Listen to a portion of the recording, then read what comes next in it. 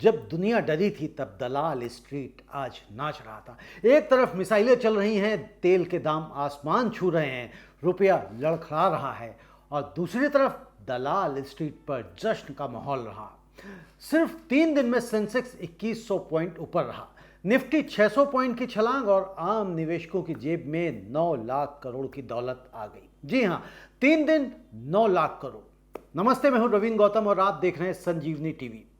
अब आप सोच रहे होंगे, क्या मार्केट पागल हो गया है या हम पागल हैं जो डर रहे हैं? जवाब ना तो इतना आसान है और ना ही इतना मुश्किल। आज संजीवनी टीवी पर हम उठाएंगे वो पर्दा जो मार्केट की असली तस्वीर छुपाए बैठा हुआ है। नंबर्स जो चौंका देंगे। पहले बात करते हैं नंबर्स की, क्योंकि नंबर्स झूठ नहीं बोलते। सेंसेक्स 76,700 के पार बंद हुआ, निफ्टी 23,700 के ऊपर बंद हुआ। 3 ट्रेडिंग सेशंस में सेंसेक्स 2100 प्लस पॉइंट बंद हुआ, और जबकि Nifty 600 plus points. Market cap की अगर हम यहां पर बात करें तो 430 लाख करोड़ से बढ़कर 439 लाख करोड़, यानी 9 लाख करोड़ का फायदा सिर्फ 3 दिनों में। अब और सुनिए, यहां पर mid cap index 1.8% plus, small cap index 2% ऊपर। मतलब यह रैली सिर्फ बड़े खिलाड़ियों की नहीं थी, छोटे मझोले सब दौड़ रहे थे और सब ऊपर गए। पूरा बाजार एक साथ दौड़ा। लेकिन सवाल यही है कि दुनिया में आग लगी है तो दलाल स्ट्रीट में आखिर ये बाहर कहां से आई? तो इसके पीछे 5 बड़े ड्राइवर हैं और उनको हम एक एक समझते हैं कि आखिर इन्होंने किस तरह से मार्केट को धक्का लगाया, किस तरह से मार्केट की मैन्यूवरिंग करी कि मार्केट दौड़ पड़ा। तो पहला बात, शॉर्ट कवरिंग का खेल। जी हां, तो पहला ड्राइवर है शॉर्ट कवरिंग, और यह सबसे बड़ा पंच है इस पूरी कहानी का। जब यूएस ईरान टेंशन बढ़ा तो बड़े ट्रेडर्स ने दांव लगाया कि मार्केट गिरेगा। उन्होंने शॉर्ट सेलिंग की, मतलब बिना खरीदे बेचने का सौदा। जी हां, बिना खरीदे बेचने का सौदा। लेकिन मार्केट ने उनकी एक ना सुनी, और जैसे ही मार्केट स्टेबल हुआ वो ट्रेडर्स ट्रैप हो गए। और अब जब वो ट्रैप हो गए तो मजबूरी में उन्हें शेयर्स खरीदने पड़े, नुकसान काटना पड़ा, और उसी फोर्स्ड बाइंग ने मार्केट को ऊपर उठा दिया। यह कोई ऑर्गेनिक रैली नहीं थी, यह फोर्स्ड रैली थी, मजबूरी की रैली थी।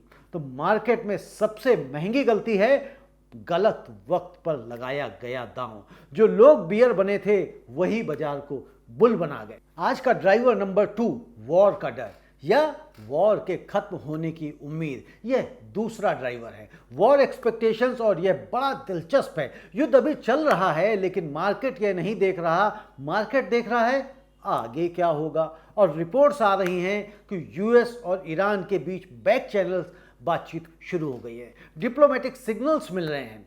ट्रंप एडमिनिस्ट्रेशन ने भी संकेत दिए हैं कि युद्ध जल्दी खत्म हो सकता है। कितना जल्दी खत्म हो सकता है इसके कोई संकेत नहीं आ रहे हैं। लेकिन मार्केट ने क्या किया? मार्केट ने इस भविष्य की संभावना को आज ही अपनी प्राइस में जोड़ लिया, और यही मार्केट की ताकत है। यह खबर आने के बाद नहीं चलता, यह खबर से पहले चल देता है, या तो ऊपर को या नीचे को।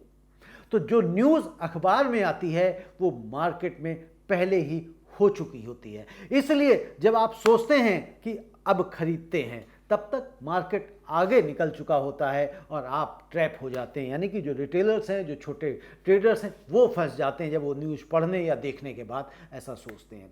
अब हम बात करते हैं ड्राइवर नंबर 3, तेल की कीमत में राहत की। जी हाँ, तीसरा ड्राइवर हमारा जो है ऑयल प्राइस रिलीफ रहा, क्योंकि ब्रेंट क्रूड $119 पर बैरल तक पहुंच गया था, अगर आपको पता हो। और यह भारत के लिए बहुत बड़ा खतरा था, क्योंकि भारत अपनी 85% क्रूड ऑयल विदेश से ही खरीदता है। तेल महंगा मतलब पेट्रोल डीजल महंगा, ट्रांसपोर्ट महंगा, मैन्युफैक्चरिंग महंगी, इन्फ्लेशन बढ़ा और आरबीआई की नींद उड़ी। लेकिन अभी ब्रेंट क्रूड $100 के आसपास आ गया है, और यह छोटी सी गिरावट नहीं है, यह एक बड़ी राहत है। दोस्तों, जब तेल ठंडा होता है तो दलाल स्ट्रीट गर्म हो जाती है, और आज भी यही हुआ। ऑयल कूल हुआ और मार्केट को पंख लग गए। अब हम देखते हैं कि ड्राइवर नंबर 4 हमारा क्या है। तो इंडिया की चाल, समझदार सिर्फ भरोसा। जी हाँ, चौथा ड्राइवर हमारा रहा इंडिया की स्ट्रेटेजिक मूव। यह शायद सबसे कम विचित्र लेकिन सबसे इंपॉर्टेंट ड्राइवर है। जब दुनिया में घबराहट थी, भारत सरकार चुप नहीं बैठी। ईरान से सीधी बातचीत शुरू हुई, क्रूड ऑयल और एलपीजी सप्लाई को सुरक्षित रखने की कोशिश की गई। स्टैगर्ड सप्लाई की प्लानिंग बनाई गई, मतलब वर्स्ट केस सिनेरियो को अवॉइड करने की कोशिश हो रही है। और मार्केट को यह भरोसा मिला, जब सरकार का हाथ मजबूत दिखता है तो इन्वेस्टर का हाथ खुलता है।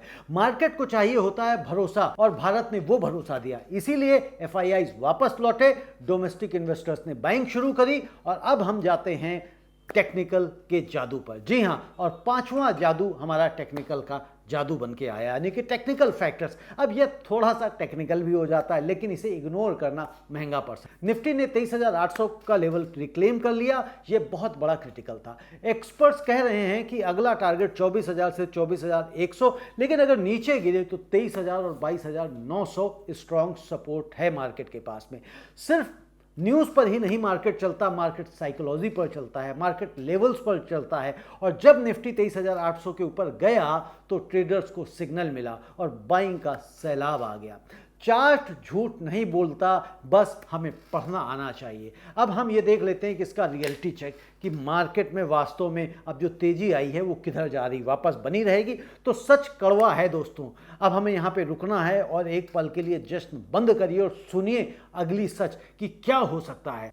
युद्ध अभी खत्म नहीं हुआ है, तेल अभी भी ऊंचे स्तर पर है, ग्लोबल अनसर्टेनिटी अभी बनी हुई है, मिड कैप और स्मॉल कैप बहुत तेजी से चढ़े हैं, और इतिहास कहता है जब ये बहुत तेज चढ़ते हैं तो उतना ही तेज गिरते भी हैं।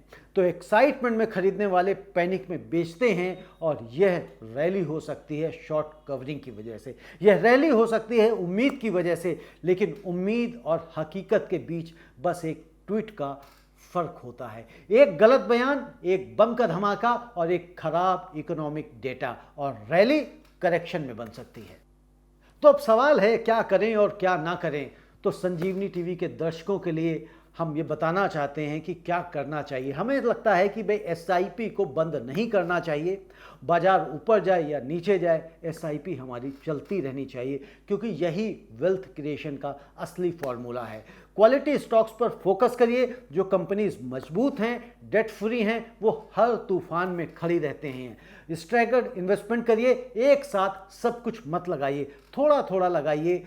और क्या करें और क्या ना करें, तो फोमो में मत आइए। सब खरीद रहे हैं तो मैं भी खरीद लूंगा, यह सोच मार्केट में सबसे ज़्यादा नुकसान देती है। शॉर्ट टर्म में पैसा मत लगाइए दोस्तों। शेयर बाजार की यात्रा लंबी है, स्प्रिंट नहीं मैराथन है। मिड कैप स्मॉल कैप में आंख बंद करके मत कूदिए, जो तेज चढ़ता है वह तेज गिरता भी है।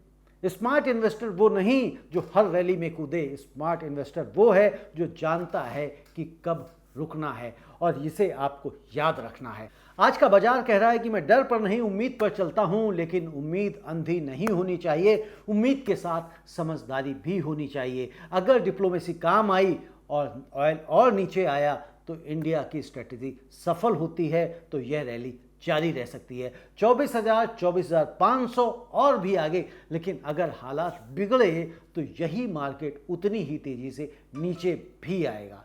तो दोस्तों, आज आपने मार्केट से क्या सीखा? क्योंकि पिछले अगर आप कुछ दिनों से देखें तो जो मार्केट में मंदी आ रही थी वो पिछले 3 दिनों में थोड़ी सी हमें तेज़ी देखने को मिली है। तो मैं हमेशा कहता रहा हूँ कि पैनिक मत करिए, पैनिक सेलिंग से आपको नुकसान ही होता है। मार्केट को अच्छे से समझिए, और हम इस चैनल के माध्यम से मार्केट अवेयरनेस, फिनेंशियल अवेयरनेस का काम करते हैं, और हम आपको किसी भी तरह की शेयर खरीदो और शेयर बेचो की टिप नहीं देते हैं। हम मार्केट को समझाने का प्रयास करते हैं कि मार्केट के ट्रेंड को आपको किस तरह से पकड़ना है। अगर आप ये सीख गए तो आप ये समझ लीजिए कि शेयर मार्केट में आप अच्छा पैसा बना सकते हैं। लेकिन अगर आप टिप्स में फंसे रह गए, टेलीग्राम चैनल्स के चक्करों में उलझे रह गए, व्हाट्सएप ग्रुप में उलझे रह गए कि आज हमने ये खरीद लिया और वो बेच दिया, तो यकीन मानिए आप अपनी कमाई का हर वो पैसा गंवा देंगे जिसको आप बचा सकते थे और उस पैसे को ग्रो करा सकते थे। धन्यवाद, नमस्ते।